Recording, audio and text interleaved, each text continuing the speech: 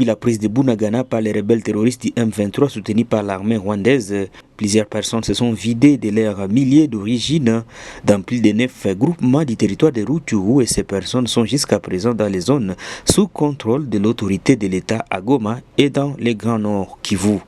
Les écoles sont restées jusqu'à présent fermées et les organisations non gouvernementales ont suspendu leurs activités sur l'étendue sous contrôle des rebelles. Compte tenu des 2 années blanches observées dans le territoire de Rutshuru, la notabilité de Rutshuru recommande ce qui suit. Et si les écoles n'ouvrent pas leurs portes en septembre ici dans 1 mois, nous observerons une 3e année blanche. D'où nous recommandons à notre gouvernement 3 choses. 1. Nous recommandons à notre gouvernement de pouvoir réouvrir toutes les portes des écoles dans le territoire de Rutshuru, vu que la majorité de la population aurait gagné leurs milliers malgré l'occupation de l'ennemi, et cela fatigué dans les cas de déplacés, vu les conditions précaires, les conditions mauvaises qui sont observées dans les cas de déplacés. Plusieurs personnes ont opté à regagner leur zone malgré l'occupation de l'ennemi.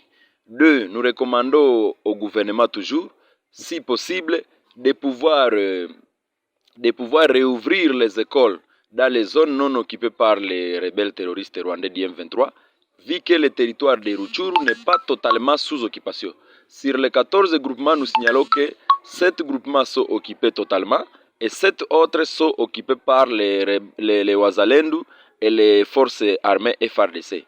Pour dire l'État congolais devrait songer comment réouvrir les portes des écoles dans les 7 autres groupements occupés par l'armée loyaliste. Si les gouvernements ne veulent pas réouvrir les écoles dans les zones sous occupation.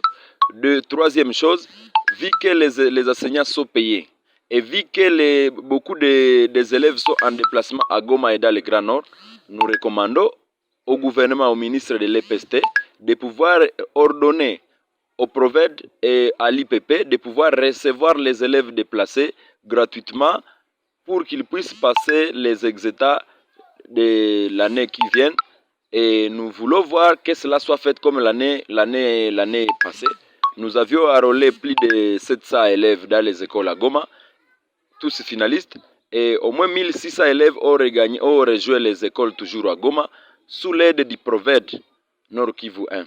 Et nous signalons aussi. Suite à la fermeture des activités scolaires en territoire de Rutshuru, plusieurs élèves ont rejoint les groupes armés et d'autres filles sont tombées enceintes. Raison de cet appel de la notabilité de Rutshuru à l'UNICEF pour sauver la situation.